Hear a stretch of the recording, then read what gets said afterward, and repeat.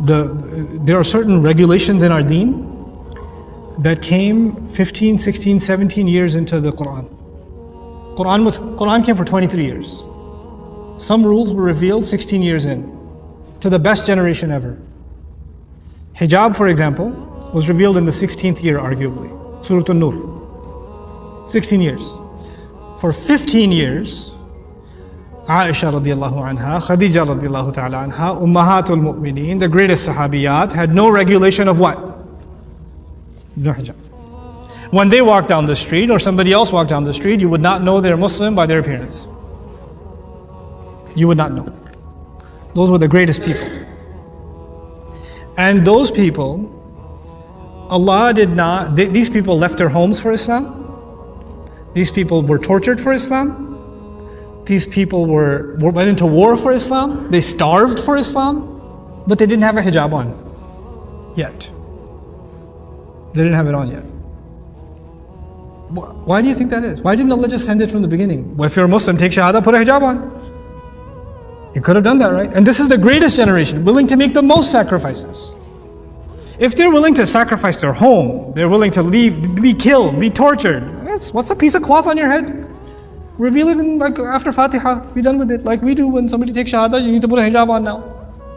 Immediately. If you study Surah An-Nur carefully, you know what you find out? It's not easy for a woman. That's not an easy decision.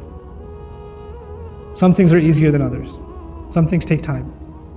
Allah took His time giving that revelation. We don't take our time easing somebody into things. We want it on them right away, immediately.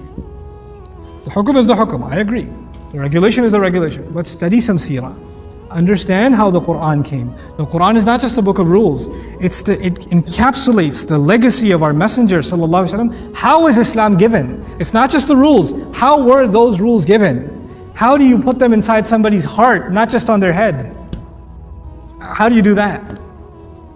And by the way, when you try your way, force your girls, force somebody, what happens? What happens?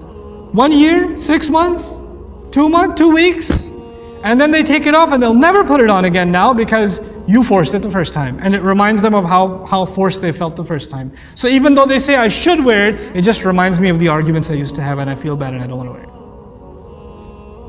Backfires. Allah's way works, our way doesn't. Our way doesn't. We just want to mold people into a certain image. Allah changed hearts way before He changed behavior. Way before He changed behavior. This is important to understand. We're living in a time where Muslims are very far from Islam. And getting them to follow the rules of Islam is not the first priority. Getting their hearts to be reconnected to Allah is the first priority. Then when Iman comes, everything else comes. Everything falls into place. When that's not there, nothing will be there. Connect people to Allah's book. Connect people to 16 years worth of revelation.